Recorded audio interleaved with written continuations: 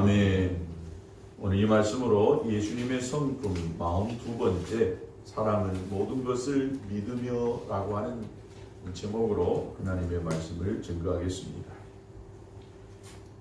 우리가 믿고 있는 예수님은 사랑이십니다. 그래서 하나님은 사랑이시다.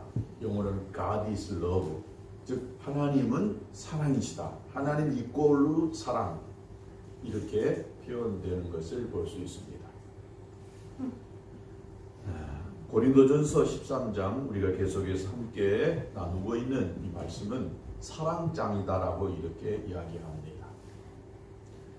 이 사랑장은 실상 이 현미경으로 쫙 들여다보면 예수님의 모습입니다. 이 사랑이라고 하는 단어를 예수님으로 딱 바꾸어 보면 정확하게 틀림이 없이 예수님의 성품이 되는 것을 볼 수가 있습니다. 그래서 이 사랑이라는 말을 예수님과 바꿔서 한번 같이 한번 읽어보십시다.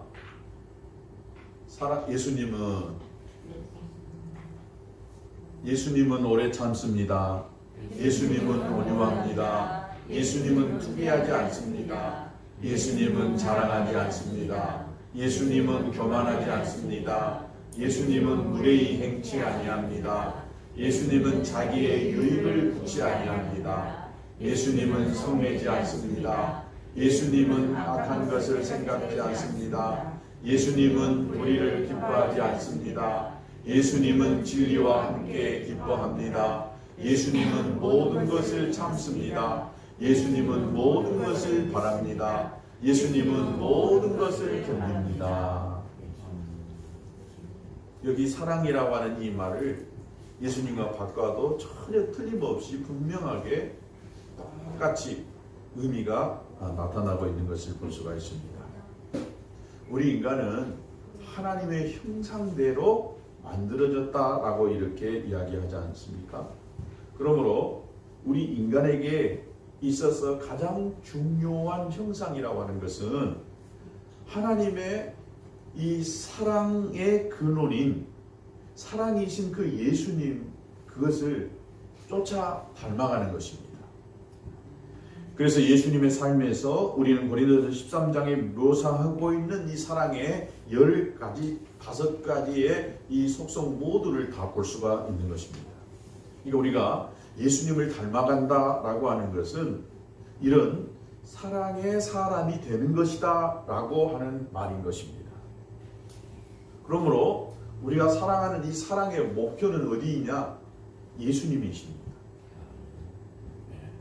사랑의 형상이신 우리 주님을 닮아가는 것, 이것이 저와 여러분의 삶의 목표이고 또 사랑하는 그 사랑의 목표인 줄로 믿습니다. 우리가 어디까지 사랑해야 됩니까? 라고 이야기할 때에 그 끝은 예수님이십니다. 예수님이 하신 것만큼만, 예수님이 하라고 하신 대로만 하면 우리가 사랑하는 사람이 될 줄로 믿습니다. 사랑에 행할 힘 또한 어디서 생기느냐? 예수님의 십자가로부터 오는 줄로 믿습니다. 우리가 사랑하기가 쉽습니까? 사랑하기가 참 어려워요. 사랑하기가 힘들어질 때에, 할 수 없을 때에 우리가 바라봐야 할 것은 예수님의 십자가입니다. 십자가를 바라보면 거기서 사랑할 에너지를 얻게 되는 것입니다. 십자가 위에서 내가 죽고 내 안에 그리스도가 살게 되어질 때에 우리는 사랑할 수가 있게 되는 줄로 믿습니다. 제가 가지고 있는 이 여러 가지 배경과 또 성품으로서는 사랑할 수가 없는 것이지요. 용납이 안 되는 것이지요. 참을 수 없고. 그러지만은 예수님의 십자가를 바라보면서 예수님을 의지하게 되어질 때에 사랑할 힘이 그 안에서 생기게 되는 줄로 믿습니다.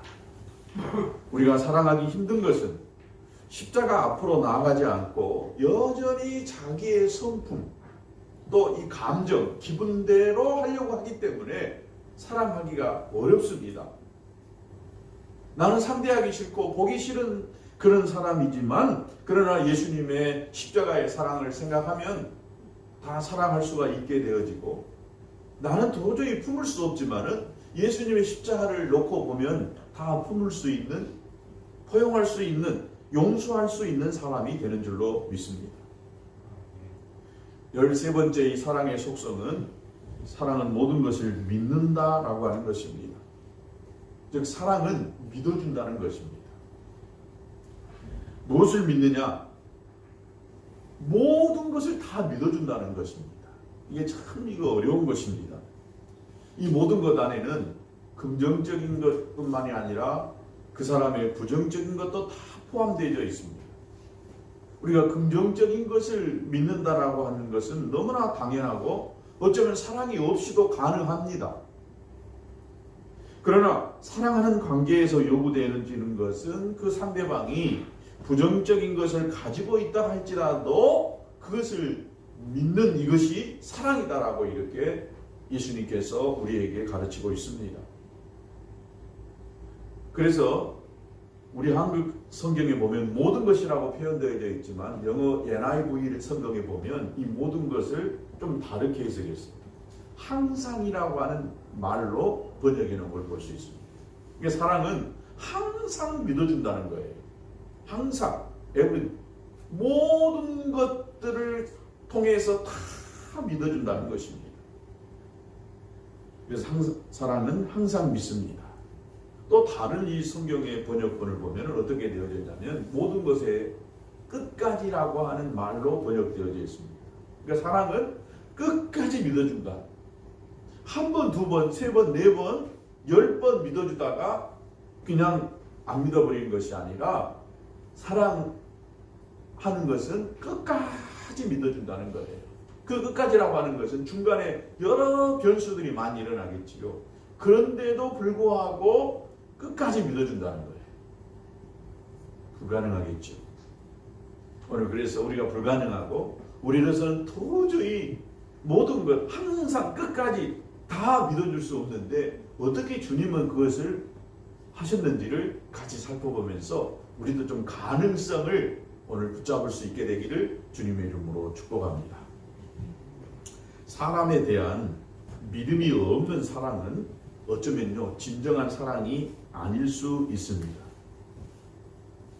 단순한 연민이나 동정에 불과할 수가 있게 되는 것입니다. 이 믿어주는 것 이것이 없이는 그 사람을 아주 초라하게 만들어 버릴 수 있는 사랑인 것입니다. 자, 우리 예수님은 33년 동안 이 땅에 인간의 몸을 입고 사셨어요. 하나님이신 그분이 이 땅에 인간의 몸을 입고 오셨어요. 그러면 인간의 몸을 입고 있는 동안은 저와 여러분과 같이 똑같이 느끼는 배고픔, 또 고달프고, 또 피곤하고, 또 분노하는 것, 이 모든 것을 예수님이 다 그대로 느끼시고 받으셨다는 것입니다.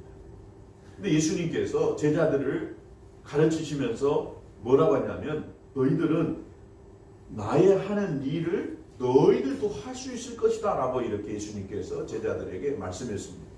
예수님의 하신 일들을 제자들이 바라볼 때 도저히 우리는 불가능할 것이다 라고 생각했어요. 근데 예수님께서는 뭐라고 했느냐? 아니다. 나이가 했던 일을 너희들도 똑같이 할 것이다. 그러면서 한 가지 덧붙였어요. 또한 이보다 큰 것도 할 것이다. 할렐루야. 예수님의 제자들이 이 당시에 예수님의 말을 들었을 때에 그걸 다 받아들일 수 있었느냐? 저는 못 받았다고 생각해요. 이 말의 의미가 무엇인지도 몰랐을 거예요. 그런데 예수님은 제자들을 정말 형편없고 믿음 없는 그 제자들을 바라보면서 너희들은 나와 같은 일을 할 것인데 근데 또한 나보다 더 큰 것도 할 수 있을 것이다 라고 이야기했어요. 믿음이 있었던 것이잖아요. 지금 현재 그 모습 바라보면 도저히 이 말이 안 나오는 거예요. 근데 예수님은 그 제자들을 사랑하니까 그 사랑의 눈으로 보니까 그들이 믿음이 보였어요. 예수님의 믿음이 잘못됐을까요? 예수님은 그 믿음은 성공했습니다. 사도행전에 보면 베드로나 12 제자의 모습이 담겨져 있어요. 근데 복음서에는 예수님의 삶의 모습을 제자들과 함께 있었던 그 삶의 모습이 그려져 있잖아요.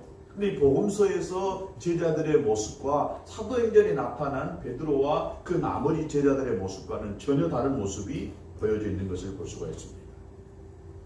사도행전의 시작은 성령이 예수님의 제자들에게 마가의 다락방에게 임하는 그 사건에서부터 시작한다라고 해도 틀린 말이 아닙니다. 성령 받고 나니까 베드로가 어떻게 됐습니까? 당당하게 나가서 수천 명의 사람들 앞에 복음을 전하는 용기 있는 사람이 되어졌던 것입니다. 불과 몇 달 전만 해도 이 베드로는 예수님을 부인할 정도가 아니라 예수님을 저주했습니다. 제자들도 불과 몇 개월 전만 해도 2, 3개월 전만 해도 그들은 다 각기 자기의 길로 떠났던 사람들이었습니다. 그런데 그들에게 성령이 임하고 나서 보니까 완전히 다른 사람이 되어졌습니다.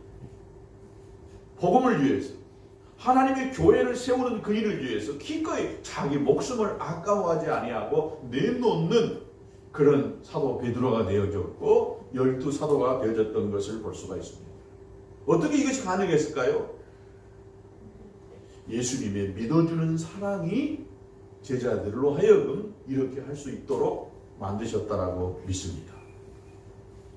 믿음이라고 할 때에 우리는 인간이 하나님을 믿는다라고 이렇게 주로 의미를 많이 사용합니다. 그런데 이 믿음의 시작은 어디서부터 오느냐? 내 안에서부터 오는 것이 아니라 하나님으로부터 온 줄로 믿습니다. 하나님이 먼저 이스라엘을 택하셨고 예수님께서 먼저 제자들을 선택하고 제자들을 믿어줬습니다. 인간을 향한 하나님의 믿음이 먼저였다는 것을 알 수가 있습니다. 그 후에 하나님의 사랑에 반응해서 이스라엘 백성들이 순종하겠다라고 제자들이 그렇게 하겠다라고 믿었던 것을 볼 수가 있습니다. 여러분, 아브라함의 믿음보다도 하나님이 아브라함을 먼저 믿으셨다는 것을 알 필요가 있습니다. 창세기 15장 6절에 보면 아브라함이 하나님을 믿으니 여호와께서 그를 의로 여기셨다라고 그렇게 이야기합니다. 아브라함이 하나님을 믿으니까 하나님이 그를 의로 여기셨다고 했는데 이 말씀이 있기 전에 우상 숭배의 고향 땅에서 살았던 아브라함에게 하나님이 찾아오셨습니다.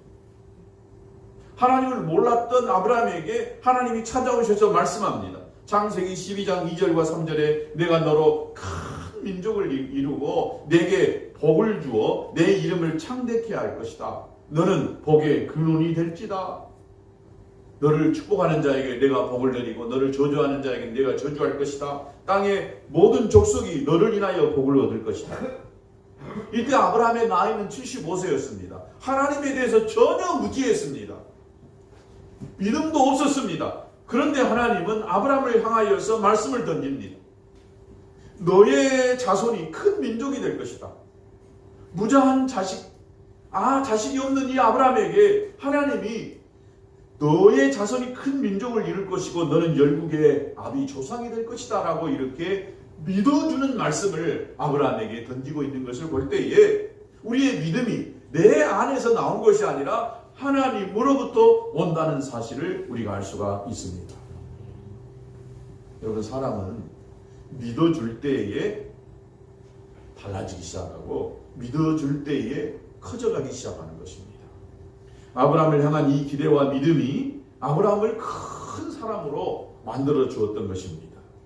아브라함이 기근을 피해가지고 또 애굽으로 블레셋으로 피신하고 그곳에서 행여 자기 아내 사라를 뺏길까봐 자기 아내를 누이라고 이렇게 속이면서 약속의 자녀를 기다리지 못하고 그 하인이 엘리에셀을 자기의 상속자로 생각했습니다. 하나님의 말씀이 이렇게 아마 이 엘리에셀을 통해서 이루어가게 될 것이다 라고 생각했어요. 나중에 아브라함은 믿음이 없어가지고 이 사라의 몸쪽이었던 하갈의 몸에서 태어난 이스마엘을 통해서 하나님의 약속이 이루어질 것이라고 생각했습니다.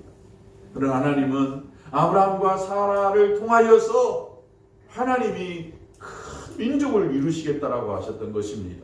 흔들리고 불안하고 나약한 인간의 모습을 가졌던 아브라함이었지만은 하나님은 끝까지 믿고 기다려 주셨어요. 중간에 하나님이 사인을 몇 가지 주셨어요. 밖에 내다보면서 저 하늘의 별을 바라봐라. 얼마나 많느냐. 너의 자손이 저렇게 될 것이다. 바다에 이 모래알을 실 수가 있느냐? 실 수 없지 않았느냐? 너의 자손들도 이렇게 많아질 것이다. 라고 하나님이 그 약속을 믿을 수 있도록 아브라함에게 말씀해 주셨습니다.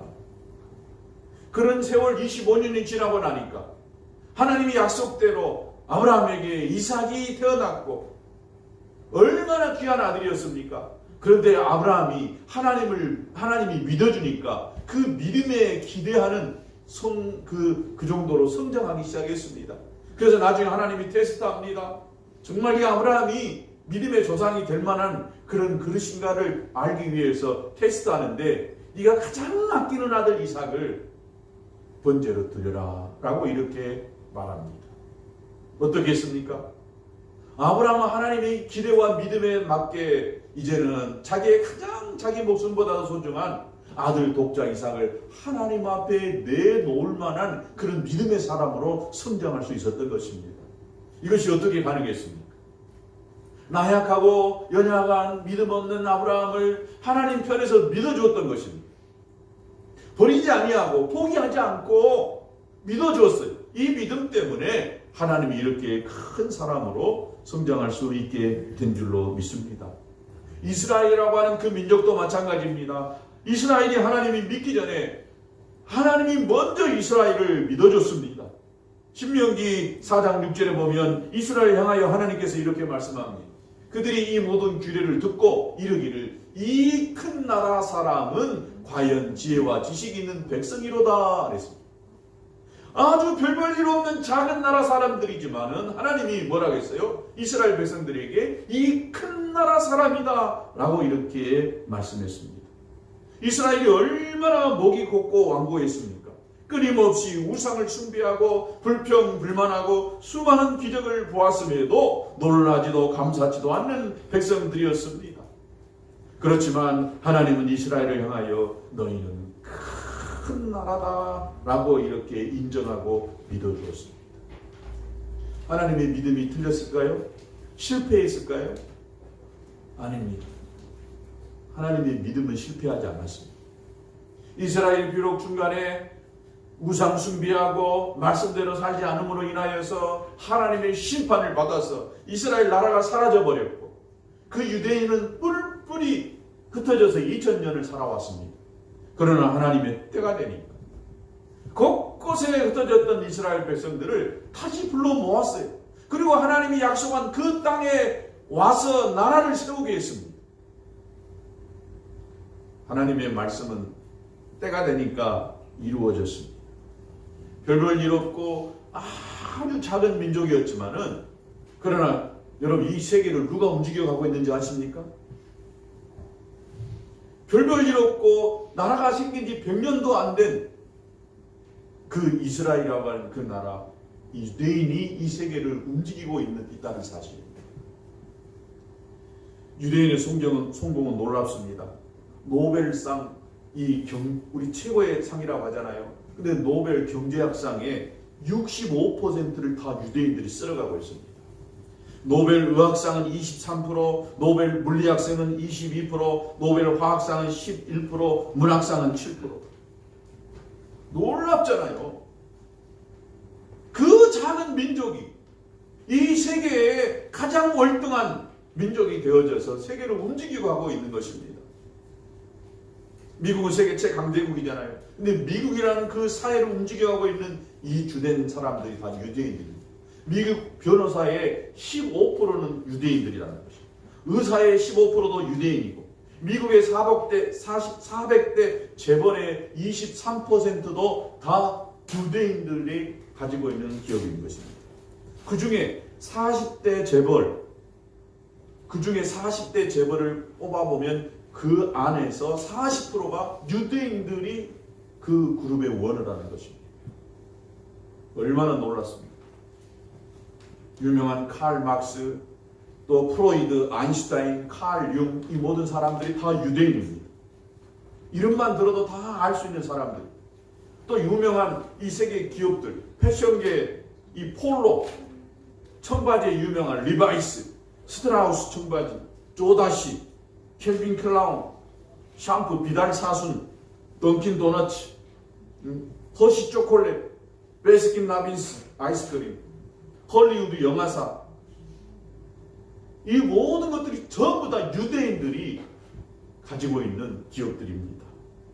미국의 로이터 통신, AP 통신, 워싱턴 포스트, 뉴스위크, 타임즈, 스타벅스 전부 다 그 주인은 유대인들입니다. 별 볼 일 없고 보잘것없는 이스라엘을 향한 하나님의 기대와 믿음은 끝나지 아니하고 이 마지막 때에 세계 곳곳에서 유대인들이 일어나서 이 세계를 움직여가고 있는 것을 볼 수가 있습니다. 그렇다고 한다면 유대인들이 과연 똑똑한가? 머리가 우리들보다 훨씬 더 좋은가? 아니다라고 하는 이 연구 결과가 있습니다. 이 민족들의 지능 테스트를 했던 미국의 유명한 스탠포드의 교육 심리학자 이 젠센이라고 하는 사람이 각 민족의 지능 조사를 해봤습니다. 그랬더니 그저 평범한 일본 사람들보다도 못한 지능 지수를 유대인들이 가지고 있다고 이야기합니다.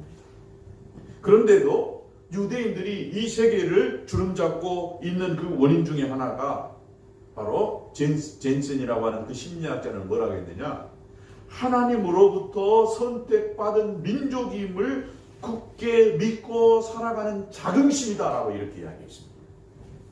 유대인들이 얼마나 이 자긍심이 강합니까? 우리는 선민이다. 선택받은 민족이다. 우리는 하나님이 우리를 지키시고 복 주신다라고 하는 이 자긍심이 세계를 움직이게 하는 그런 힘이 됐다는 것입니다.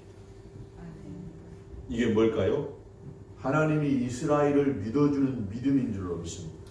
그 믿음을 이스라엘 사람들이 붙잡았어요. 이 하나님의 기대와 믿음 때문에 이스라엘은 거기에 걸맞는 사람들이 되어졌다라고 믿습니다. 또 구약에 사사 중에 기드온이라고 하는 사사가 있습니다. 하나님께서 기드온을 부르셨습니다. 이방 민족이 미디안의 이 사람들이 침입해 올 때에 이스라엘 백성들이 고통을 당하고 있을 때에 하나님께서 기드온이라고 하는 사람을 찾아와셔서 말씀합니다. 사사기 6장 12절에 보니까 여호와의 사자가 기드온에게 나타나 이르되 큰 용사여 여호와께서 너와 함께 계시도다 라고 이렇게 기드온에게 큰 용사다라고 이렇게 말씀해 주십니다. 그런데 이 여호와의 사자의 말씀을 기드온이 듣고 뭐라겠느냐?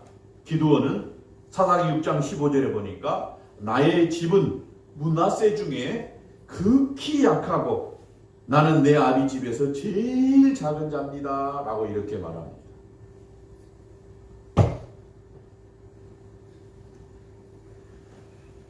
그 므낫세 중에서 제일 약한, 자기 아비 집에서 제일 작은 자라는 거, 막내라는 것이죠. 보잘것없는 자라는 것입니다. 그러나 하나님은 기드온을 향해서 또 말씀합니다. 사사기 6장 16절에 여호와께서 그에게 이르시되 내가 반드시 너와 함께 할 것이다. 네가 미디안 사람 치기를 한 사람 치듯 할 것이다. 미디안은 엄청난 그런 군사력을 가지고 또 군 장비를 가지고 있었어요. 근데 하나님께서 보잘것없다라고 하고 아주 극히 작은 자라고 하는 이 기드온을 향하여서 하나님이 내가 너와 함께 할 것인데 네가 미디안 사람을 한 사람 치듯 할 것이다 라고 이렇게 이야기했습니다. 이 말씀대로 기드온은 정말 소수의 사람, 진짜 300명 가지고 엄청난 대군을 물리치는 미디안과의 전투에서 큰 승리를 할 수가 있었던 것입니다. 이렇게 할 수 있었던 그 이유가 어디 있었어요? 하나님이 미디안을 찾아오셔가지고 믿어준 거예요. 큰 용사다라고 하는 이 믿어주는 말이 기드온으로 하여금 그 일을 감당케 할 수 있었다라고 믿습니다. 믿음은 사람을 크게 만들 뿐만이 아니라 여러분 사람을 살리는 줄로 믿습니다. 누군가가 나를 믿어주는 그 사람이 있다라고 한다면 여러분 그 사람은 진짜 행복한 사람입니다. 단 한 사람이라도 누군가가 나를 믿어주는 사람이 있다. 내 말은 정말 콩으로 매주 쓰죠. 콩으로가 아니라 팥으로 매주 쓴다 해도 믿어주는 그 사람이 있다면 그 사람은 진짜 행복한 사람인 줄로 믿습니다. 어느 전쟁터에서 있었던 이야기입니다. 적의 치열한 이 공격으로 그 전선에서 후퇴할 수밖에 없는 상황이었습니다. 그래서 후퇴 명령에 따라 군사들이 한참 후퇴했어요. 거기에는 부상당하는 사람도 있었고 또 여러 이유가 있었습니다. 그래서 한참 후퇴하다 보니까 그 병사 중에 가장 자기가 친한 그 병사가 없는 거예요. 분명히 후퇴하기 전에는 자기 옆에 있었는데 한참 달리다 보니까 와서 보니까 자기 저런 친한 이 병사가 없는 거예요. 그래서 지휘관에게 누구가 없다고 가서 내가 그 친구를 찾아보겠다라고. 지금 어떤 상태인지 아느냐. 저기 가면 너도 살 수도 없고 그 사람은 이미 포탄에 맞든지 아니면 적군의 총에 맞아서 죽었을 것이다. 절대 가면 안 된다라고 이렇게 합니다. 지휘관의 이 말에도 불구하고 이 사람은 자기 친구를 향하여 적진으로 달려갔습니다.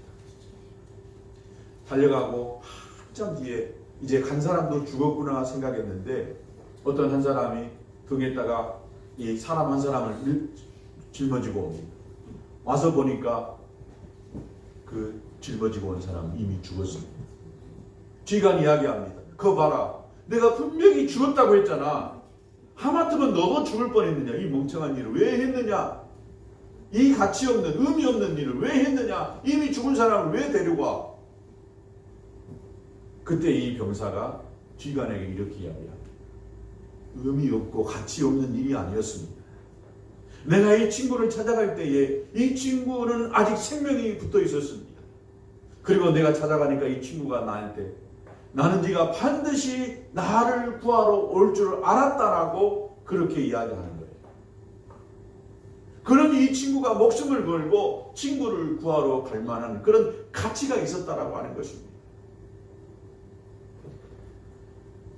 여러분에게도 이렇게 끝까지 믿어주고 끝까지 함께 해줄 수 있는 그런 사람이 있게 되기를 주님의 이름으로 축복합니다. 저는 이 사이가 바로 부부 사이가 되어야 한다고 믿습니다. 저 사람은 끝까지 나를 믿어줄 거야. 저 사람은 어떤 위기의 순간에도 나를 지켜줄 거야. 이런 믿음이 있어야 어떤 위기 상황에서도 여러분 당당할 수 있고 또 용기 있게 헤쳐나갈 수 있게 되는 줄로 믿습니다. 우리 부모님들은 자녀들에게 이런 든든한 성벽과 같은 존재가 되어야 하는 줄로 믿습니다. 하나님께서 한 남자와 한 여자가 만나서 부부의 연을 맺게 해주신 이유가 바로 저는 여기에 있다라고 믿습니다. 부부가 되어졌을 때에는 서로에게 든든한 버팀목이 되어달라고 하는 그런 하나님의 메시지가 여기에 담겨져 있는 줄로 믿습니다. 위기 시에 비겁하게 도망가지 말고 서로를 책임져 주라는 것입니다. 내 아내이고 내 남편이기 때문에 어떤 상황 속에서도 세상 모든 사람들이 다 믿어주고 세상 모든 사람들이 내쳐도 나는 내 아내를 지켜야 되겠다. 나는 내 남편을 지켜야 되겠다. 그리고 믿어줘야 되겠다. 비록 살인마고 비록 못된 자라 할지라도 나는 이 사람을 믿어줘야 되겠다라고 하는 이런 태도가 부부를 행복하게 살게 할 줄로 믿습니다. 여러분 그 누구도 이 부부관계 안에 개입할 수가 없습니다. 부모라고 해서 이 부부관계에 가까이 침범하서는 안 됩니다. 자식이라고 부부관계에 끼어들어서는 안 됩니다.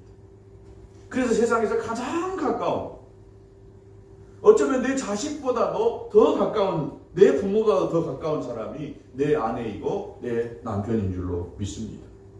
그래서요 다른 사람이 다 뭐라 해도 내 남편이 나를 사랑하고 믿어주면 그 사람은 행복할 수가 있는 거예요. 다른 사람이 다 뭐하고 사업이 실패하고 직장에서 인정받지 못하고 누구한테 따돌림 당해도 내 아내가 나를 인정해주고 나를 사랑해준다라고 한다면 여러분 그 남자는 진짜 행복한 사람인 줄로 믿습니다. 그 사람을 행복하게 만들고 내가 행복해지는 것은 여러분 이유가 다른 데 있는 것이 아닙니다. 내 가까이 있는 사람을 통해서 내가 행복해지고 저 사람이 행복해질 수가 있다는 사실입니다. 믿어주는 이 사랑이 그 사람을 행복하게 만들 수 있다는 것입니다. 여러분 부부의 사랑은 적과의 동침이 아닙니다. 마치 갈비뼈 안에 우리의 가장 중요한 심장이 있습니다. 이런 것처럼 서로 보호하고 신뢰해주는 이런 믿는 사람, 믿어주는 사람, 보호자가 되어주는 사람이 부부가 되어야 될 줄로 믿습니다. 또한 이 사랑이 있는 그대로를 받아주는 것이라고 한다면 믿음은 미래를 바라보는 것입니다. 사랑이 그 존재 자체에 대한 이해라고 한다면 여러분 믿음은 그 능력에 대한 신뢰입니다. 사람은 사랑만 가지고는 살 수가 없어요. 자신의 능력이 인정받을 때에 길을 펼 수가 있게 되는 줄로 믿습니다. 당신은 왜 그 정도밖에 안 되냐? 너는 왜 그 모양 그 정도밖에 할 수 없느냐? 서로를 믿는다라고 하는 것은 단순히 신뢰한다는 것을 넘어가지고 그 능력에 대한 믿음까지도 의미한 줄로 믿습니다. 부부가 된 이상 그 사람을 신뢰해야 합니다. 아무리 바보 같아도 믿어주어야 하는 것입니다. 그러면 어떻게 되느냐? 바보가 변하여 온달 장군이 되는. 평강공주가 바보 온달 이야기 알잖아요. 온달이 바보였어요. 근데 평강공주가 바보를 가르치고 훈련하고 또 믿어주고 사랑해주니까 바보 온달이 나중에 장군 온달이 되어졌던 것입니다. 여러분 믿음은 창조의 힘이 있습니다. 아무리 무능력한 모습을 보인다 할지라도 긍정적으로 표현해주고 격려해주면은 그 표현대로 바꾸어져 가게 되는 줄로 믿습니다. 무능력한 사람이 유능한 사람이 되고 어리석은 사람이 현명한 사람이 되는 줄로 믿습니다. 설사 그렇게 되지 않는다 할지라도 믿어주어야 하고 그래야 그의 인생이 행복해지게 돼 있는 것입니다. 믿음은 정말 작은 겨자씨 하나를 보면서 그 안에서 새소리를 듣는 것하고 같습니다. 정말 보잘것없는 겨자씨지만은 그러나 이 겨자씨를 바라볼 때에 나중에 이 겨자씨가 자라서 큰 나무가 돼서 거기 그 나무에 새들이 와가지고 지저귀는 그 새의 소리를 들을 수 있는 이 믿음을 가져야 한다는 것입니다. 믿지 못하면 남편이나 아내, 우리 자식들이 기가 죽습니다. 기가 죽으면 자기 능력을 발휘할 수가 없는 것입니다. 나는 당신을 믿어. 당신밖에 없어. 이 말 한마디가 사람을 바꾸고 사람을 살맛나게 만들어주는 줄로 믿습니다. 끝까지 믿어주는 것이 이 사랑의 승리인 줄로 믿습니다. 아무리 남편이나 아내가 자녀가 그릇된 길을 갈지라도 돌아올 것을 믿고 기도하는 한 그 사람이 있는 한은 그 자녀가 올바른 길로 반드시 돌아오게 될 줄로 믿습니다. 여러분 기독교 신학자 중에 유명한 최고의 신학자라고 하는 어거스틴이라고 하는 사람이 있습니다. 성 어거스틴이라고 이야기하잖아요. 그런데 이 어거스틴의 3대 이 고백 그 서 중에 하나의 참회록이 있습니다. 이 참회록에 보면 그가 얼마나 그 젊을 때에 방황하면서 지냈는지 알 수가 있습니다. 청년 시절에 방탕하게 지냈고 항상 부모의 근심거리였습니다. 10대에는 불량배들과 어울려가지고 쾌락을 쫓고 도둑질하고 방탕하게 지냈고 20대에는 여자와 동거하고 사생활을 낳기도 했고 또 기독교 이단이라고 하는 만이교에 빠졌던 사람이었습니다. 그런데 32살이 되던 해에 그 어거스틴은 소나기와 같은 눈물을 흘리면서 회심을 하게 되어집니다. 그리고 회심하고 나서 나중에 쓴 것이 참회록인데 이 참회록에 보면 어거스틴이 돌아오면서 그 어머니 이름이 모니카인데 모니카 어머니의 그 믿음의 기도가 결정적이었다는 것을 우리가 알 수가 있습니다. 그 어머니의 이 기도는 아들 방황하는 그런 시절에 이 어머니 모니카가 그 당시에 성인 이 암브로시우스라고 하는 사람의 말을 딱 기억하면서 이 어거스틴의 어머니는 기도했습니다. 뭐라고 했느냐? 눈물로 기도한 자식은 결코 망하지 않는다 라고 하는 이 성인 이 암브로시우스의 말을 듣고 늘 눈물로 기도했습니다.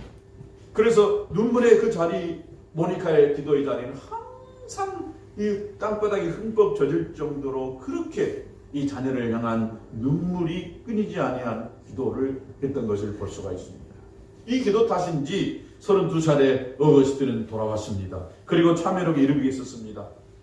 어머니의 믿음과 그 눈물의 기도, 나를 위해 펼쳐주신 당신의 손은 이 깊은 흑암으로부터 나를 건져주셨습니다. 이는 나의 어머니가 무릎 꿇고 눈물로 당신께 기도한 까닭입니다.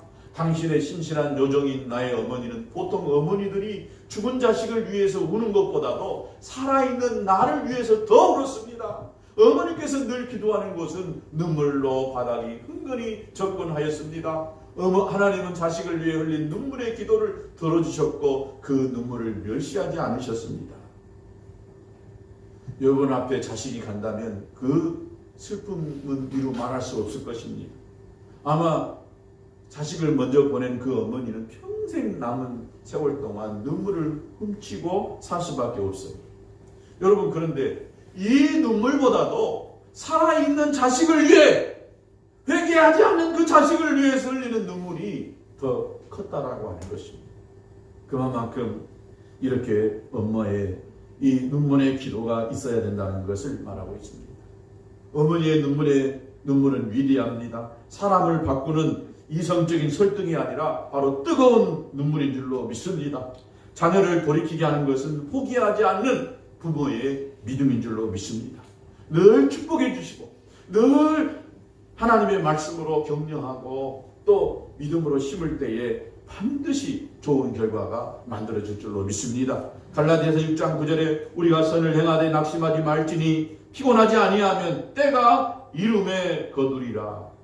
때가 이름에 거두리라. 낙심하지 말고 선을 향하여 심다 보면 반드시 때가 이르면 거두게 되는 이런 믿음의 승리가 있을 줄로 믿습니다. 여러분, 항상 끝까지 변함없이 믿어주는 사랑으로 사람을 행복하게 만들고 변화시켜서 큰 힘을 되게 하시는 저와 여러분 되시기를 주님의 이름으로 축복합니다.